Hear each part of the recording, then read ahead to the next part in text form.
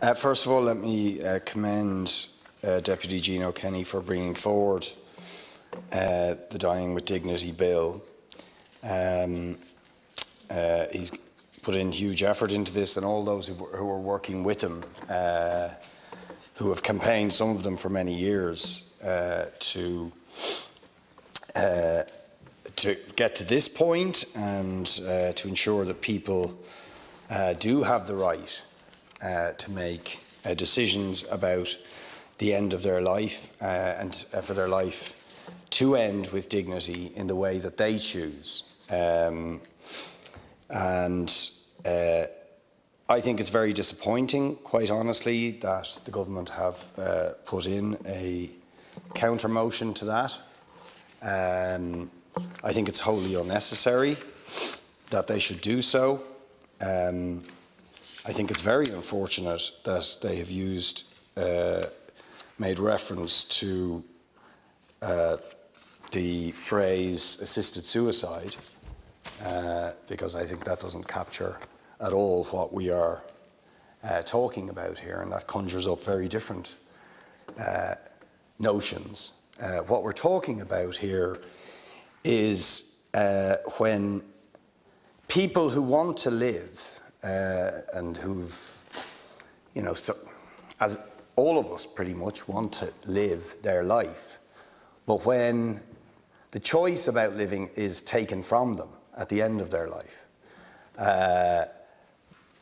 often in really awful circumstances, that their life is going to end. And the question is, does their life end on their terms? Do they make choices about how their life ends so that their life can end with the utmost dignity that is possible and with the least pain and suffering that is possible?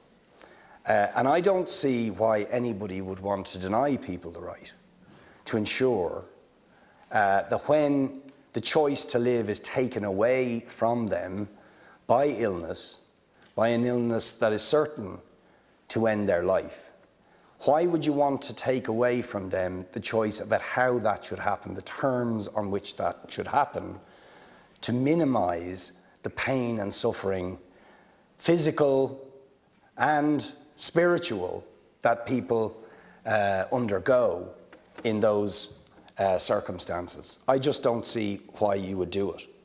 And in some cases, it is not an exaggeration to say to deny them that right is to torture them. It is literally put them through excruciating, unbearable suffering and hardship against their will. That is a form of torture in an already difficult situation. Why would you want to do that to somebody? What right has anybody to deny somebody else the right to decide the terms on which their life ends when their life is certain to end? And, you know, I think our society has moved on from the days in which people in the state or the church or from some moral code that they held thought they could dictate to other people how they lived their lives. I thought we'd moved past that. But it seems with the delaying tactics that we are bending to the will of people who want to hold that progress that has happened in Irish society back. Because there is no justification for it. There are, for example, no constitutional issues. The Supreme Court in 2012 said there was no constitutional issues. So why do we need to consider them? We don't. It's been discussed before in committee, and if this bill passes, it will be discussed again in an all-party committee. So all you need to do is let this bill go to the next stage, and it will have all-party consideration. If you want to set up other parallel processes, that can be done as well.